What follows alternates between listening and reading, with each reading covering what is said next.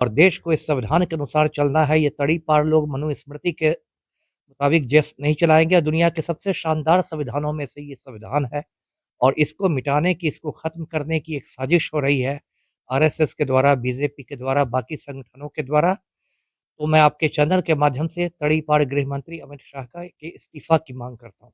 खुद आप home minister को देखिए, ये जो तड़ीपार हैं, ये जेल की हवा खा चुके हैं अमित शाह। ये भी नहीं कि आज़ादी की लड़ाई में, फर्जी मुठभेड़ में। तड़ीपार इनको इसलिए कहा जाता है क्योंकि सुप्रीम कोर्ट ने इनको तड़ीपार कर दिया था, इनके गुजरात जाने पर रोक लगा दी थी। और बयान में तड़ीपार अमित शाह ने कहा कि आजकल अम्बेडकर का नाम लेना फैशन हो गया है और मतलब इतनी बार यदि भगवान का नाम लेते तो स्वर्ग मिल जाता और क्या मिल जाता। तो ये बहुत ओछी टिप्पणी है।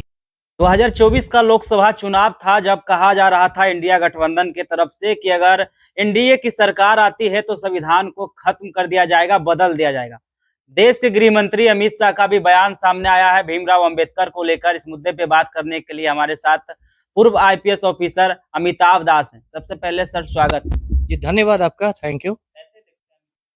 देखिए बहुत ओछा बयान आया है। देश के जो तड़ीपार गृह मंत्री हैं अमित शाह, उनका एक बहुत ओछा और एक बहुत घटिया बयान आया है संविधान निर्माता बाबा साहेब अम्बेडकर पर। वो वीडियो काफ़ी वायरल है सोशल मीडिया पर और बयान में तड़ीपार अमित शाह ने कहा कि आजकल अम्बेडकर का नाम लेना फैशन हो गया है और मतलब इतनी बार यदि भगवान का नाम लेते तो स्वर्ग मिल जाता और क्या मिल जाता। तो ये बहुत ओछी टिप्पणी है। अम्बेडकर का नाम नहीं लिया जाएगा तो किसका नाम लिया जाएगा? ब्रजभूषण शरण सिंह का। देखिए इसमें 2-3 बातें हैं। एक बात तो ये है कि जो भाजपा का एक दलित विरोधी चेहरा है, ये उजागर हो गया है। ये जो भाजपाई लोग हैं, ये लोग जनेऊ जिहाद करते हैं। ये लोग चाहते हैं कि देश में ब्राह्मणों का वर्चस्व हो जाए, मनुस्मृति के अनुसार जेल चले, देश चले और इनको अम्बेडकर से इसलिए शुरू से एलर्जी रही है। इसलिए इन्होंने अम्बेडकर के खिलाफ इस तरह का बयान दिया। अब देखिए अम्बेडकर पर बोलना तड़ीपार के लिए ये बहुत दुःख की बात है। इस पर आज संसद ठप हो गई है, पूरा विपक्ष आंदोलित है।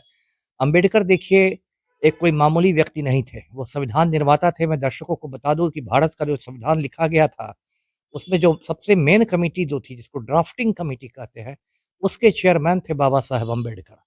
और अम्बेडकर को इसलिए संविधान का निर्माता कहता है, फादर ऑफ कॉन्स्टिट्यूशन कहता है और बहुत बड़े विद्वान थे। उनके पास इतनी डिग्रियाँ थी कि उनको गिनते-गिनते में तड़ीपार की ज़िंदगी निकल जाएगी और उनके बारे में ऐसी बात कहना, ये बहुत गलत है। और खुद आप होम मिनिस्टर को देखिए, ये जो तड़ीपार हैं, ये जेल की हवा खा चुके हैं अमित शाह। ये भी नहीं कि आज़ादी की लड़ाई में, फर्जी मुठभेड़ में। तड़ीपार इनको इसलिए कहा जाता है क्योंकि सुप्रीम कोर्ट ने इनको तड़ीपार कर दिया था, इनके गुजरात जाने पर रोक लगा दी थी। है ना? इनका जो नालायक बेटा है जय शाह, ये भारतीय क्रिकेट कंट्रोल बोर्ड पर कब्ज़ा किए हुए है ना? सिर्फ़ परिवारवाद के चलते, सिर्फ़ इसलिए कि होम मिनिस्टर का बेटा है। ये भाजपाई लोग परिवारवाद के खिलाफ इतना बोलते हैं, लेकिन परिवारवाद का मतलब बस राहुल गांधी और तेजस्वी यादव नहीं होता। परिवारवाद में जय शाह भी आते हैं। तो इसलिए ये भी जो कुछ कहा है अम्बेडकर पर, ये बहुत गलत कहा है। ये मैं संविधान भी दिखाना चाहूँगा दर्शकों को। ये भारत का संविधान है और देश को इस संविधान के अनुसार चलना है। ये तड़ीपार लोग मनुस्मृति के मुताबिक देश नहीं चलाएँगे। दुनिया के सबसे शानदार संविधानों में से ये संविधान है और इसको मिटाने की, इसको ख़त्म करने की एक साजिश हो रही है, आरएसएस के द्वारा, बीजेपी के द्वारा, बाकी संगठनों के द्वारा। तो मैं आपके चैनल के माध्यम से तड़ीपार गृह मंत्री अमित शाह का के इस्तीफ़ा की माँग करता हूँ। जी। तरफ जहां संविधान को लेकर प्रधानमंत्री मोदी चूमते हुए नजर आ रहे हैं, दूसरी तरफ देश के गृह मंत्री का बाबा साहेब भीमराव अंबेडकर के प्रति इस प्रकार का बयान क्या दर्शा रहा है? 2025 का विधानसभा भी चुनाव नजदीक है, एक देश एक चुनाव को लेकर भी जो है। देखिए, एक देश एक इलेक्शन तो एक लोग की नौटंकी है, उसमें तो मोदी की बहुत मतलब फ़ज़ीहत हो गई। क्योंकि देखिए वो एक तरह का संशोधन बिल था और उसके लिए 2 तिहाई बहुमत चाहिए था और लोकसभा में ये 2 तिहाई बहुमत नहीं ये जुटा सके और उसको जेपीसी में भेजना पड़ा, जॉइंट पार्लियामेंट्री कमिटी में। सबसे बड़ी बात कि इसमें भाजपा के 40 सांसद अनुपस्थित हो गए, जबकि व्हिप जारी किया गया था। मतलब व्हिप का ये मतलब हुआ है कि पार्टी आदेश देती है कि बहुत महत्वपूर्ण बिल है, आपको उसमें उपस्थित रहना है। इसके बावजूद यदि 40 सांसद अनुपस्थित हो गए, तो कहीं न कहीं ये बगावत का संकेत है कि नरेंद्र मोदी और अमित शाह के खिलाफ ये जो रंगा-बिल्ला की जोड़ी है, इसके खिलाफ लोग बगावत पर उतर रहे हैं।